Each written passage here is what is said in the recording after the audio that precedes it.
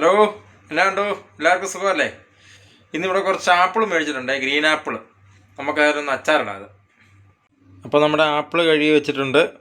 പിന്നെ വേണ്ട ഇഞ്ചി, വെളുത്തുള്ളി, കറിവേപ്പില എല്ലാം എടുത്ത് സെറ്റാക്കി വെച്ചിട്ടുണ്ട്. ഇനി ഇതിപ്പോൾ അരിഞ്ഞ് റെഡിയാക്കാം. ഇതൊരു കുക്കിംഗ് വീഡിയോ ഒന്നുമല്ല, നമ്മൾ റൂമിൽ അച്ചാർ ഇട്ടപ്പോൾ ഒരു വീഡിയോ എടുക്കുന്നേ ഉള്ളൂ. കാരണം ശരിക്കും അച്ചാറൊക്കെ നല്ലെണ്ണയിലാണ് ഇടുന്നത്.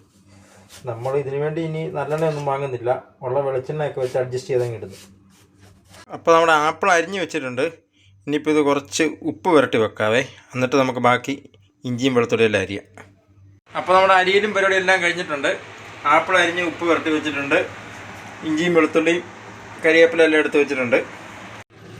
ഇനിയിപ്പോൾ നമ്മൾ കുക്കിംഗ് സ്റ്റാർട്ട് ചെയ്യാവേ. നമ്മുടെ ഈ നല്ലെണ്ണ ഇല്ല, അതുകൊണ്ട് വെളിച്ചെണ്ണ തന്നെ ഉപയോഗിക്കാം. കുറച്ച് എണ്ണ ചൂടായിട്ടുണ്ട്. നമുക്ക് കുറച്ച് ഉലുവായിട്ട്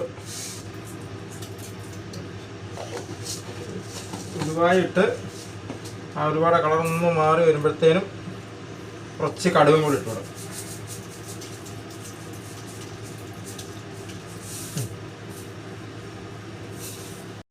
നമ്മുടെ കടുകും പൊട്ടിയിട്ടുണ്ട്. ഇനിയിപ്പോൾ ഇഞ്ചിയും വെളുത്തുള്ളിയും കൂടി ഇട്ട് ഒന്ന് മൂപ്പിക്കാം.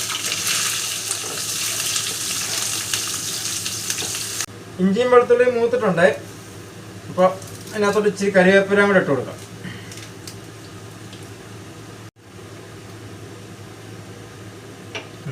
തീ കുറച്ചിട്ടുണ്ട്. ഇനിയിപ്പം മുളക് പൊടി ഇട്ട് കൊടുക്കാം.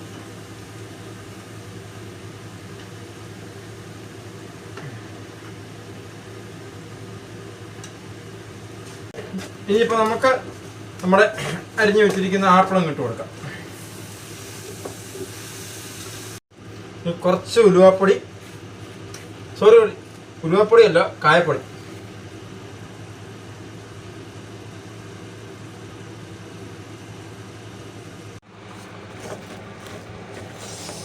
നല്ലപോലെ ഇളക്കി അങ്ങ് എടുക്കാം.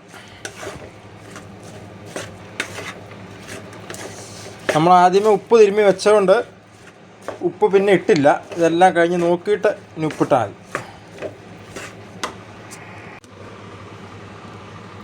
നമ്മുടെ ആപ്പിളിന് അത്യാവശ്യം പുളി ഉണ്ടായിരുന്നതുകൊണ്ട് നമ്മൾ അധികം വിനാഗിരി ഒഴിക്കണ്ട. ഇത് പിന്നെ പെട്ടെന്ന് കേടാകാതിരിക്കാൻ വേണ്ടി മാത്രം കുറച്ച് ഒന്ന് ഒഴിച്ചു കൊടുത്താൽ മതി. ഒഴിച്ചിട്ടാലും കുഴപ്പമൊന്നുമില്ല, നല്ല പുളിയുണ്ട് ഇതിന്. ഏതായാലും നമ്മൾ അച്ചാർ ഇട്ട് കഴിഞ്ഞിട്ടുണ്ട്. കഴിച്ച് നോക്കിയിട്ട് വലിയ കുഴപ്പമില്ല. അപ്പോൾ അച്ചാറിൻ്റെ പരിപാടി കഴിഞ്ഞു. ഇനി പിന്നെ കാണാം. Bye bye.